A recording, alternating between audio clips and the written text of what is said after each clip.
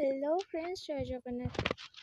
Welcome to my mini blog. एबे मु आम बिल को आसी आसतु देखा आम बिल कौ कम हो। आज आम बिलर सब धान गुड़ा बंधा होगी गोटे जगार गदा हो कहीं काली आमर ये प्राची मेसीन रे धान बाहर कर देखो से जड़े मौसा कम कर हालिया होके बसी पड़ते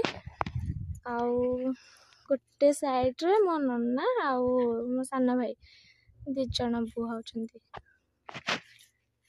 देखु पाखे गोटे कुनी कुहटे अच्छे भल क्यूट क्यूट माछ गुड़ा सब अच्छा देखु केते क्यूट क्यूट माछ गुड़ा सब पहुँचुं देखु मो पुओ केमती धान आणुची। आज भी बहुत मेघुआ भी है, बेसी खरा भी नहीं आज। तो आम बिल पाखे धान सरी गौड़ मैंने केमती गाय मान को चराऊँ साइड गुड़े देखो मो बड़ भाई केमती छोट छोट गाय बाछुरी पाखे गला से साइड रे केते भलसे गाय और बाछुरी मेंढा मान समस्त चरुछन। आम बिल साइड रे केते क्यूट क्यूट फूल है आम बिल मौसा ही कम कर देखो से केमती कहते धान भल है। जय जगन्नाथ।